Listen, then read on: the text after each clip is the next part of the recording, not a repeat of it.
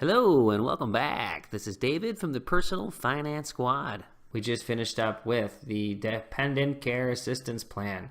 What we like about that plan is it's pre-tax income, so that's more money in your pocket.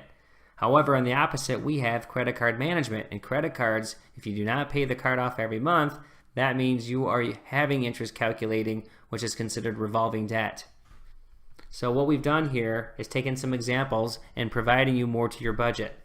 So what we can see here, and this is what you need to add, is that you have a student loan at $15,000 and a credit card at $16,000. Now you can see here that the student loan is 3.2% interest for 20 years, and there's the payment of $113, and this is amortized. So it's a fixed payment.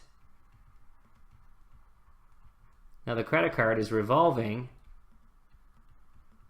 which means it just revolves. Every time there's a balance for a given month, it's going to have more interest on it. And the only way for you to dictate that is by not charging more to the card and paying it off.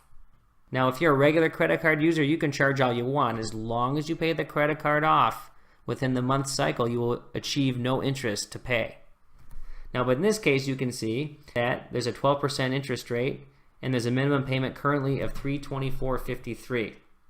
Your job now is to go in and add these to your balance and your line items for your budget, but then you need to use the credit card interest and tracker formula to determine how long it's going to take you to pay them off. And your goal is to be able to do this within 3 years. Remember, in 3 years, you're going to be able to buy a house. This is the goal. This is how we've been following through Jasper. So, albeit a simulation, you need to, again, plan this out. So, use the formula, which as you can see down here.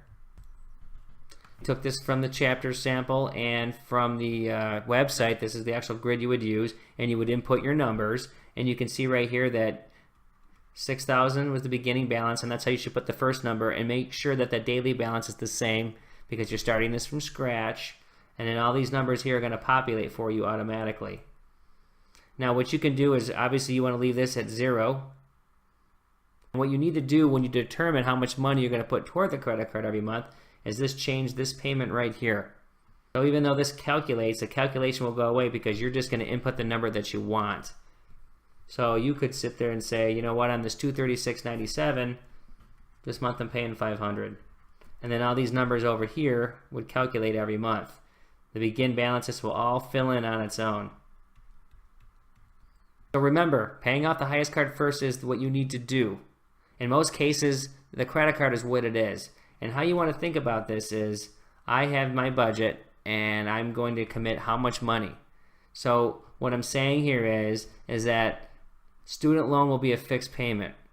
We know this is a given. And then the credit card has the min payment, as we said, of $324.53. So how much more money are you going to commit over $324.53? And that's what you're going to have to play with in your budget when you start putting in the rest of your budget and deciding how much money do I have left over, what may I have to sacrifice in savings or my cable bill or my general spending money every month. These are things you're going to have to start deciding. There's good things to do for yourself, and sometimes you have to make sacrifices. And so this is a good simulation for you to figure out about the best way to go about it. So remember, just keep in mind the last piece, pay off the highest interest bearing instrument first. Is it the student loan or the credit card?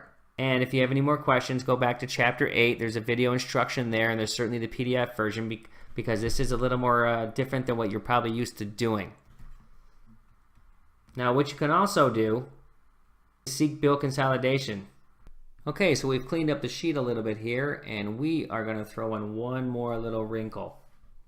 And that is, you have been provided a credit card to consolidate your bills. So the credit card is going to say you're going to get 12 months at 0 interest with a balance transfer of 3%. And you can transfer up to $3,000.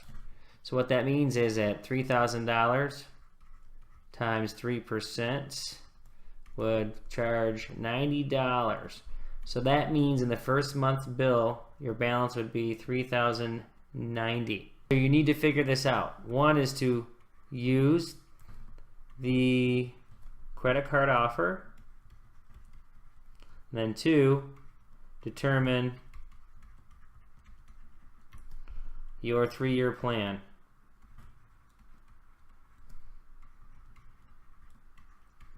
So you have the 2 cards to pay off. You use the offer. The $3,000 is at 0% interest, so that is a good move even with the balance transfer.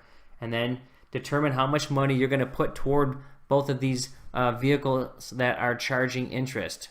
It's probably the credit card. It's probably charging the most, so you want to pay that down aggressively first, and then take all that money that you committed there and throw the rest of it onto the student loan to get that paid off. That is the way you want to go about it. Again, your goal is to get this done in 3 years, so you could get it done earlier as well. Play with the numbers, and this will be other pieces to your budget. And of course, as the rest of the budget gets filled out, you can adjust the numbers yourself to the way that you need it. Okay, so that's going to finish it for this exercise. Then the next one, we're going to get down to the cell phone bill. And that should be very familiar to you because everyone, just about everyone, owns a cell phone. So thanks for joining, and we will see you in the next video.